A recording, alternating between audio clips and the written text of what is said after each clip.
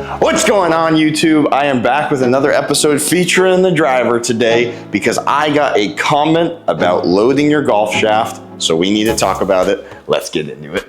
All right, so check this out. I got this comment on my YouTube channel that I want to talk about today, which is talking about loading your golf shaft. What that means, how to do it more efficiently, and yeah, so let's discuss. So loading your golf shaft is essentially at the top of your backswing, which today, for the sake of it, I'm a long driver, guys, so my backswing is gonna be way longer than yours. Same principles still apply for you.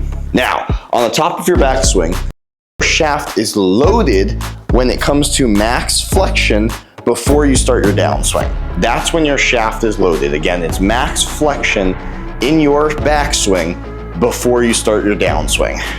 The issue that a lot of people have is that they don't time this correctly.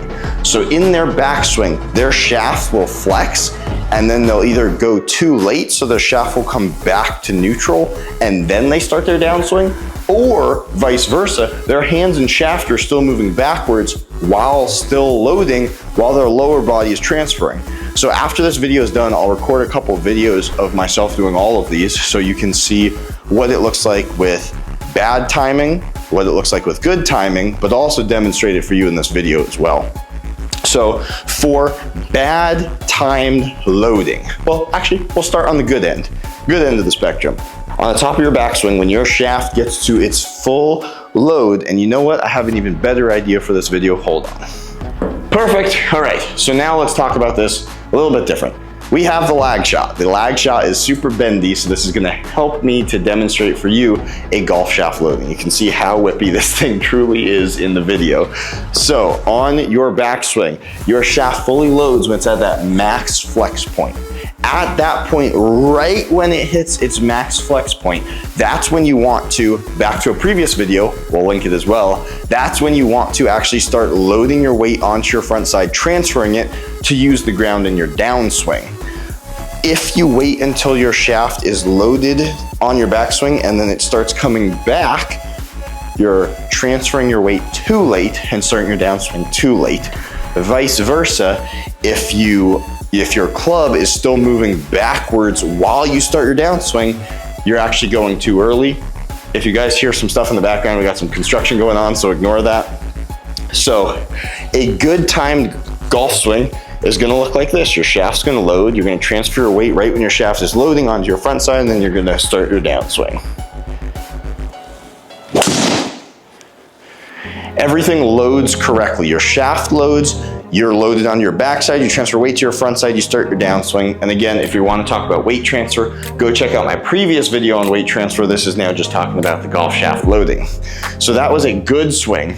Now let's demonstrate a bad swing. So on a bad swing, and I would say there is no majority of people who go either too early or too late. I'd say it's split pretty 50-50 and is very dependent on you and your timing. Now, loading your golf shaft incorrectly and messing up that time is gonna mess up how it kicks at this golf ball. Because if it's loaded fully on your backswing and you start your downswing correctly, that thing's gonna kick right at that golf ball. But if you're not fully loaded at the top and it's still moving this way while you're moving this way, well, you can think you're gonna get to the ball before this thing can actually unload correctly, or you're gonna have to do something in your swing where you're throwing it over the top or changing your motion to get it to actually kick correctly at the ball. And that's gonna lead to a very bad dispersion and a lot less distance.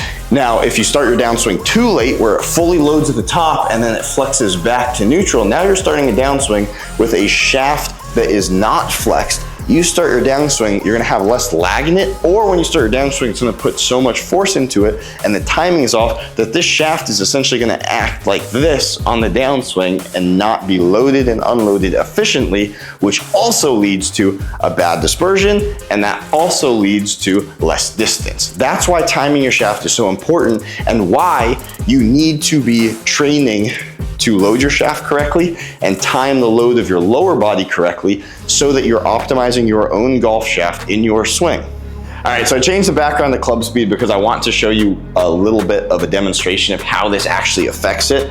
But before that, when I'm talking about unloading your golf shaft, that's a whole nother video we have to dive into. Obviously, the most important part is loading your shaft, because if you don't optimally load your shaft, it's impossible to unload your shaft correctly in your golf swing, or you're gonna have to be making such drastic swing changes and moves in your downswing to get it to kick correctly that you're losing distance anyway and you're losing accuracy, frankly. So we don't want that. Now, let's demonstrate. We already filmed a couple of demonstrations for you that you've seen on the screen so far.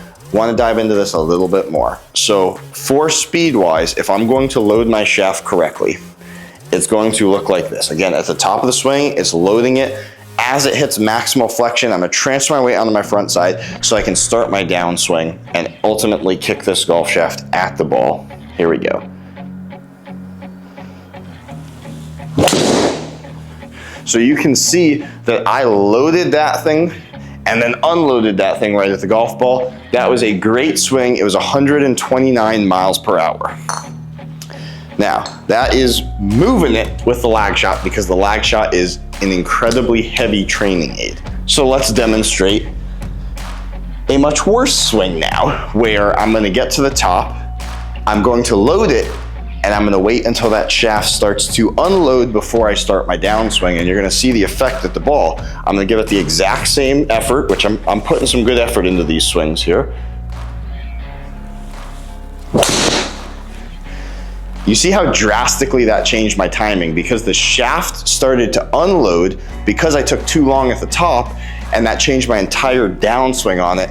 I lost 10 miles per hour in that same swing, and honestly, that swing felt harder because I wasn't timed properly. So let's run it the exact opposite way, where I start to move quicker than my golf shaft loads, so the golf shaft will still be loading while I transfer, and you're gonna see the exact opposite end of the spectrum.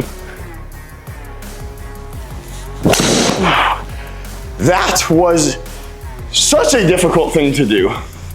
You can see in that video, when I get all the way to my backswing, my club is still moving on my backswing while I'm transferring my weight, and I am fighting against my golf shaft instead of using it. You can see how hard both of those last two swings were for me. As in, my effort was max effort, tons of effort in it, but it was 10 plus miles per hour different than when you actually load your golf shaft correctly. So I'm gonna run it one more time with an efficiently timed golf shaft, so you can see as well that you load this at the top, and again, when you start your load, as that comes set, that's when you transfer and go.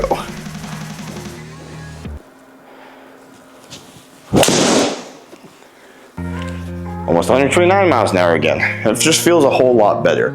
You're gonna hit it a lot straighter, you're gonna have better dispersion, and you're gonna have more speed and distance because you're actually optimally loading your golf shaft to allow it to unload correctly. And that leads the whole thing into when you can actually load your front side, loading your backside, using your lower body, which I talked about in a different video. Like I said, go check it out. I hope this helps clear up a couple of questions that you have about loading your golf shaft. I'll make a whole different video about unloading the golf shaft at some time. Let me know in the comments down below if you have any questions about this. I hope this helps. Hope you guys start working on loading your shaft correctly to hit it further and straighter on the course. We'll see you guys later.